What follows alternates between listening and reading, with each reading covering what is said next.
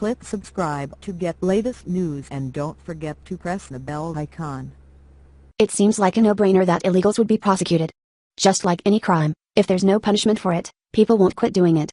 Especially if they get lots of money as a subsidy if they stay here illegally and decide they want to live off the taxpayer dime. That concept is somehow still confusing to those who run certain cities in the United States. These mayors and city councils have decided that they want to provide a sanctuary for illegals, meaning even when law enforcement finds them they can't turn them into immigration and customs enforcement. This is altogether ridiculous because it not only ties the hands of local law enforcement, but it's a direct contradiction to federal law. I'll be honest, I'm Southern and we're all about states' rights, but harboring a fugitive is harboring a fugitive no matter what sympathetic-sounding biblical term you put on it. And I'm not the only Southerner that's calling BS on these cities and their anti-American policies.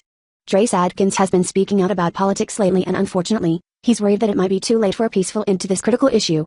I think they're going to get into serious trouble when they start messing with sanctuary cities. Those people are gonna raise hell. I recently had the honor of speaking with a veteran who served during the Korean War, but not in Korea.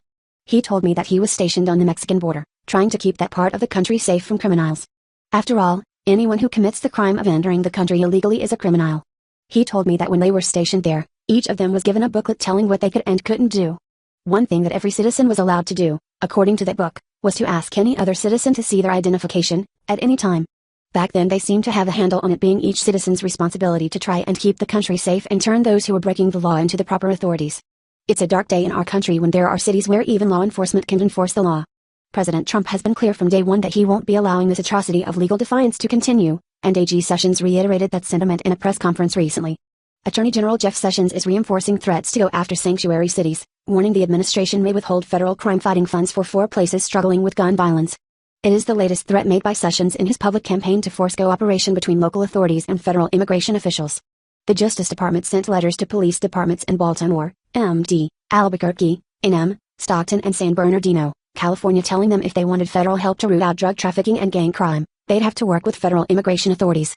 Among other things, the Justice Department said they must give the authorities access to jails and provide advance notice before releasing someone in custody who is wanted on immigration violations. The 4 cities targeted had all expressed interest in the DOJ's new public safety partnership, which enlists federal agents, analysts and technology to help communities find solutions to crime. Based on our review, we have concluded that your jurisdiction has levels of violence that exceed the national average, that your jurisdiction is ready to receive the intensive assistance the department is prepared to provide, and that your jurisdiction is taking steps to reduce its violent crime, the August 3 letter said. The letter sent by the DOJ to the 4 prospective cities' police departments also asks them for proof of their compliance to step up efforts to help detain and deport people in the United States illegally. The deadline is August 18. Separately last week, Sessions told jurisdictions they need to meet the same conditions or lose out on millions of dollars from a separate program that aims to send grant money to support law enforcement. The Attorney General rolled out the rules as part of his promised crackdown on sanctuary cities. His threat didn't sit well with some, prompting a defiant pushback on the request. Under old rules, cities seeking grant money needed only to show that they weren't prohibiting local law enforcement from communicating with immigration authorities. Police used the money for everything from bulletproof vests to body cameras. Sessions unveiled the policy amid speculation about whether he would retain his job following President Trump's blistering public criticism for his recusal from the Russia probe. The terse warning from the president seems, for now, to have subsided. I appreciate that the AG's understated charm makes him say things like frustrate these laws. Let me translate that for you. These laws are frustrated the way you and I are frustrated when we make it to the bank 10 minutes after it closes.